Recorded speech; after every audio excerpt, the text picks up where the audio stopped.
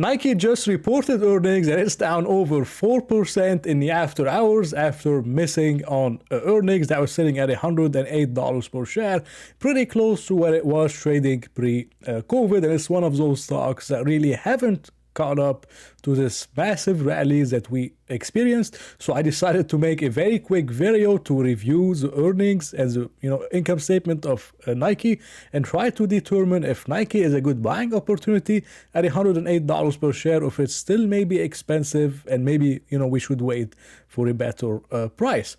Now, if we look at Nike and if you see this funny headline which says Nike missed on earnings during the fiscal fourth quarter for the first time in 3 years as the retail reported lower margin. Now you may say this is some kind of a huge miss, it's very, very bad. It's actually not so bad, but this is what the media tries to do, to try to get views. And if you look at the earnings per share, it's 66 cents versus 67 cents. I mean, it's just only a cent miss. It's not a big deal in my opinion, and it's not like they claim to be. But if you look at the income statement, it's not the best at all, to be honest. And look at the gross margins. They were 45%.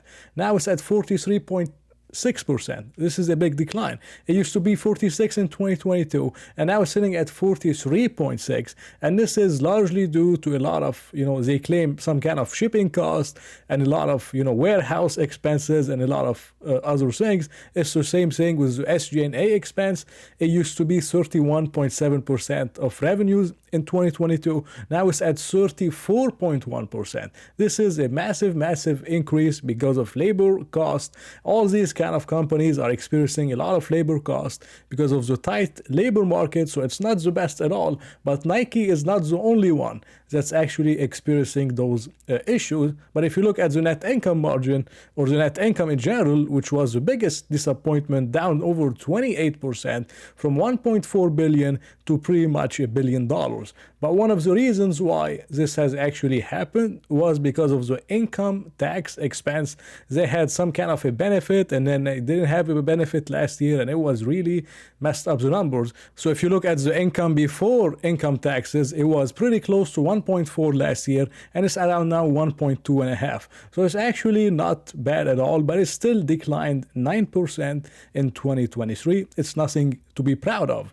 Now, looking at the balance sheet, it's not bad at all. They have $10.5 billion of cash and short-term investments. In terms of long-term debt, it's something like $8.9 billion, which their current cash covers their entire long-term debt. It could even cover the entire current liabilities if they actually wanted to. So the balance sheet is not bad at all. But one big problem that Nike has been experiencing is actually the inventories. The inventory level is pretty much flat compared to 2022, and Nike has been working on this issue, and inventories peaked at 9.6 billion in August of 2022, and they have been declining to 9.3, 8.9, and this quarter it's actually 8.4, which is aligned to where they were in May of 2022. Now, I believe Nike still has some ways to go to bring them back to somewhere around 2021 levels of 6.5 or somewhere close to 7 billion, but Nike is starting to make an improvement on this thing within their direct-to-consumer business. I also heard they're gonna start selling at Macy's and other places again. They stopped selling at Macy's before because they were trying to go direct-to-consumer. It's working out, but they want to diversify more, and now they're gonna sell at Macy's again, which is going to help Nike even further reduce their inventories. Now, if we look at the PE ratio of how much we're actually paying for all those things, it's around 32.5 times earnings. 32.5 is actually not bad at all, but the mean PE ratio for Nike, the forward PE ratio, was somewhere around 29 times earnings, and now sitting at 32 times. So it's a little bit higher than the mean PE ratio. It's not showing us that Nike is undervalued. I mean, if Nike was trading like it was trading in August, or actually in October of 2022, it was trading around 23 times earnings. Now, this is much lower than the historical average of 29, but at 32 times earnings, it's showing us that Nike is somewhere close, to fair value. But this is why why I have my valuation model that could potentially tell us if Nike is undervalued at such prices, or is it maybe a little bit expensive, and what kind of return we can actually expect if we buy Nike at $108 per share.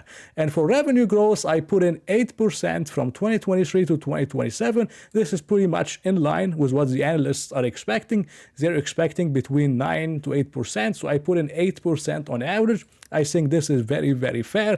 For net income margin, I actually put it at 12%. And if you look at the historical net income margin for Nike, is somewhere between 10% to 12%, So I put in 11% on average.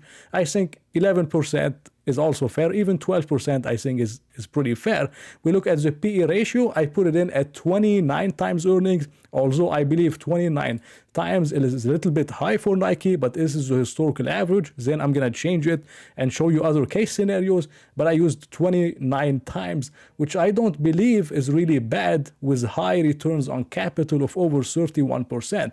Now the returns on capital declined for Nike, and now it's around 23%, but still, in my opinion, this would warrant somewhere around the 25 to 27 times earnings for Nike, which is still growing 8 to 9%, even after it's a huge company. And this is pretty amazing for a company that has a both and has a lot of brand loyalty. So using 29 times earnings and a 1.5% dividend, which is close to Nike's dividend right now, we get 55% on the upside, or 9.2% compounded for the next 5 years, which is actually, not a bad return at all, but it's aligned with the S&P 500.